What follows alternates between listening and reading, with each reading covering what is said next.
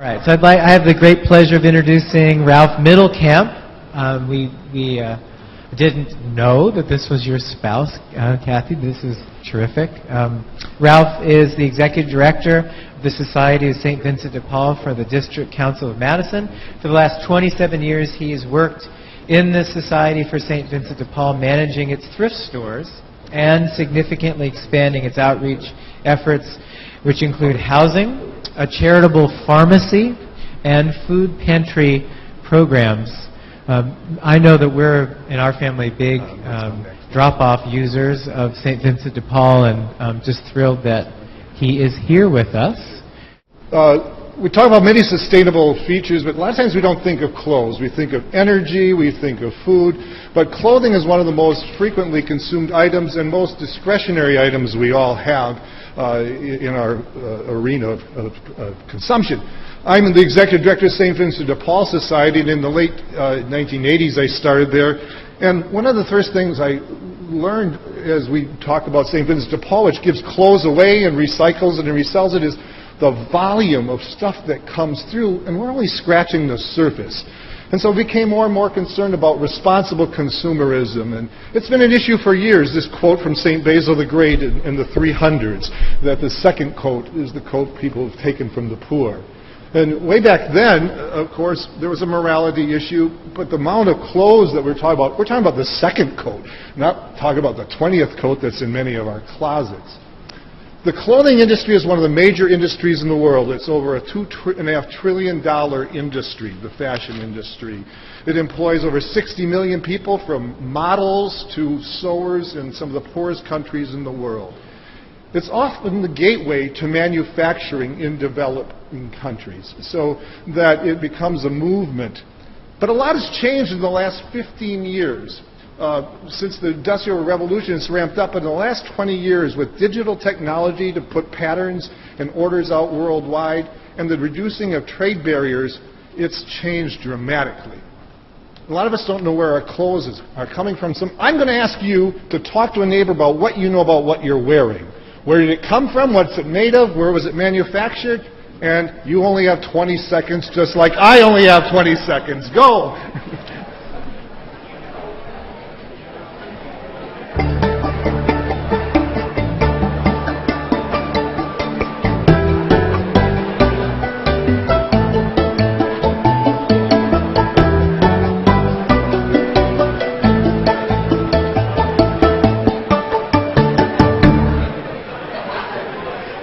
20 seconds goes by fast. So one of the things with clothing is it's multifaceted. We bought it somewhere, maybe even secondhand, but the raw materials come from all over.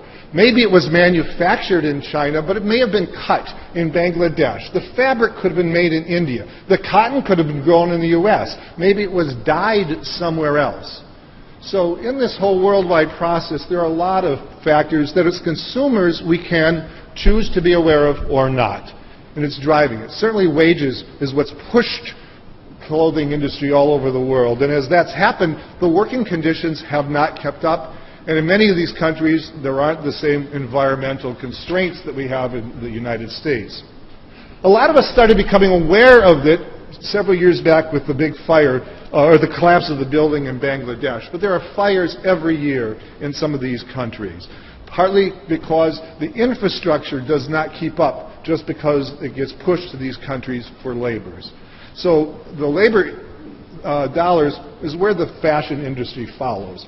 But a lot of times as it follows there, talking about sustainability, those infrastructures as they move from rural to city are not keeping up. So it's not just a matter of the wages.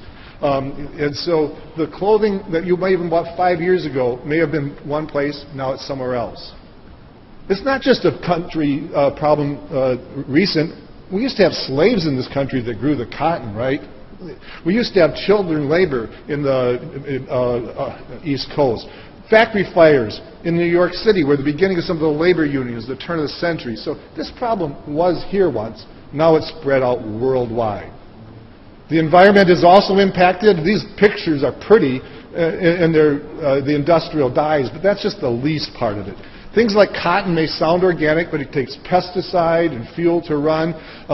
So there's all kinds of issues with every one of these pieces of it. Elizabeth Klein wrote this book. It's worth looking at. It's a popular view of the industry. And she points out in the last 15 years, the American consumer has 4 times as many clothes in their closets as they did 15 years ago. The average American buys 68 pieces of clothes a year. That's been driven by the low cost of labor. Now, the recycle, reuse, reduce starts with reducing. We all should buy less, but if you're going to buy, know about what you're buying.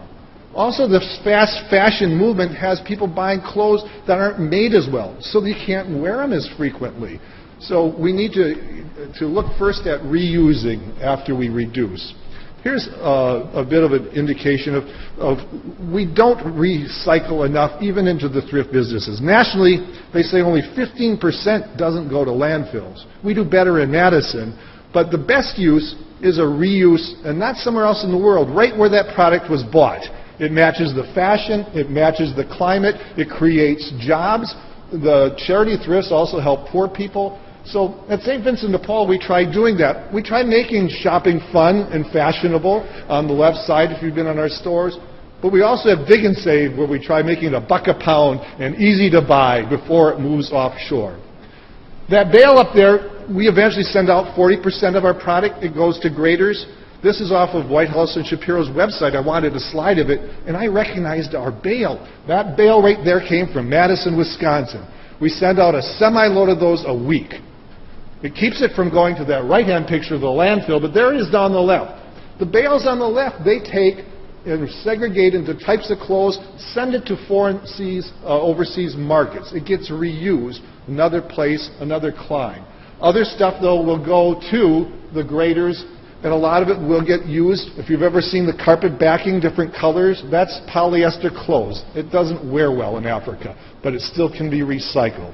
A number of others that goes to industrial wipes. So after it's been routed through a local use to reuse, it still has a life. So all clothing, first we need to use less, we need to reuse it whenever possible, and there's no excuse for any clothing going into the landfill, and 85% of it does today, and we have to stop that.